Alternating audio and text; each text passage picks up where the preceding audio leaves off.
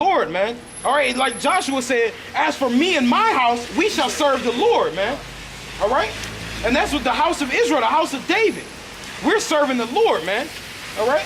What's it, Revelation 14? 14, you can start at 1. Okay, come. Revelation 14, verse 1.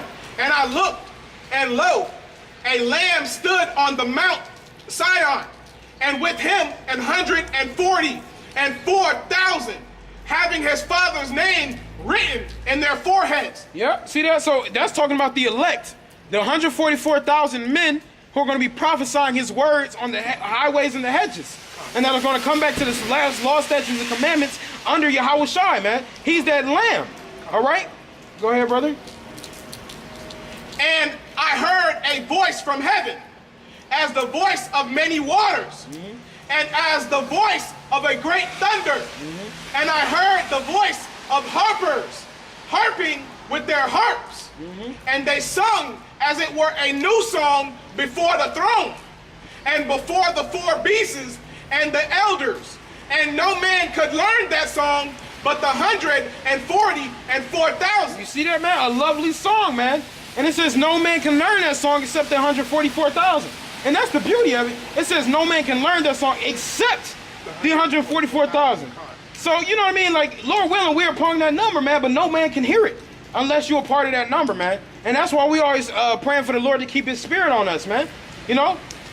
The Lord, only his select men in the 1/3 of the nation of Israel are going to be the ones to hear that song, man. Which were redeemed from the earth. Which were redeemed from the earth, man. Which were saved and delivered from the earth, man.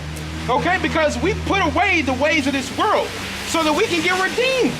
Man, what kind of man you got to be to not want to see salvation? All right? The Lord had to put you in utter darkness, man. I don't want to be here when these things come, man. Or if I do, I want the protection of the Lord, man. You know? But these people don't want that. It was a Jake yesterday talking about how he's ready for death. You ain't ready for the Lord's death, man. You know what I'm saying? Everybody think they're going to grow old and fall asleep in their bed and die. You know what I'm saying? That's how everybody want to die, man. The Lord will bring your worst nightmare, your worst fears on you, man. You know? If you're scared to be shot, the Lord will keep your spirit on you, have you shot 100 times. You know what I'm saying? That's how the Lord works, man. Because people forget that the body doesn't die automatically. That's right. That. The body has to shut down part by part, slowly. So you're going to feel all of that while you're dying. And that spirit don't leave until the Lord ready to take it away. You know, it's constantly said that the hearing is the last thing that leaves. Because I have a friend of mine, he punched through a glass window and all the blood left his body. And because I remember like weeks before that was having a conversation and I remember hearing that the hearing is the last thing that leaves you. So when I met him at the hospital, and at the hospital, at the waiting room, the doctor said he went under cardiac arrest 3 times, so which means he died 3 times. But then when I walked into the hospital room and he was awake, the first thing that he told me, everybody was around him, but when he saw me come through the door, the first thing he said is like, Ronnie, I heard everything. And he just looked at me, square in my eyes. He heard everything. He heard the people in the ambulance fighting for his life. He heard that he died 3 times. He heard them trying to revive him. And he said the whole time he was in the spirit, just praying to the Most High, praying, thinking about his son, thinking about his family, just praying. He said he was holding on to something, but he don't know what he was holding on to. But his spiritual, the Most High is in control, man. That's right. You see that? Like, that's how the Lord, and see that even that judgments like that. You know, having your spirit, die 3 times and be able to reawake. Well, the spirit wasn't dead. That's what I'm saying. That's what I'm saying. The body died 3 times. Right, and so that's how you know the Lord can take your spirit if he wants to. If he wants to. That first time he could have took him away. You know, he could have done that. That the Lord leave that spirit in you until he's ready to take it away. I was pleading with him. That's right. He was pleading with him, and he was begging. He said he was begging the Most High just to stay. He was thinking about his son, his children. And it's funny, like, the Most High was not going to take him away in the first place. You know what I'm saying? But he was pleading. That's that test. You know, the Lord is going to put you through diverse tests, man. You know, he's going to see where your heart lies, where your mind lies.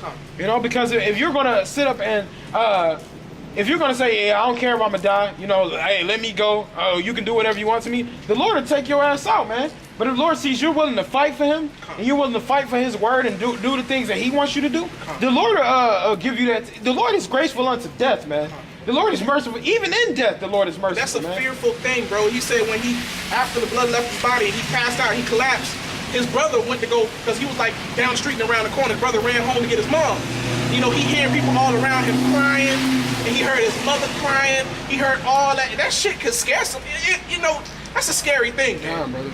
To hear all these things, to hear to people in the ambulance, hear that you're dying and that you're dead, and they got to bring you back to life. All that's a scary situation. That's right, brother.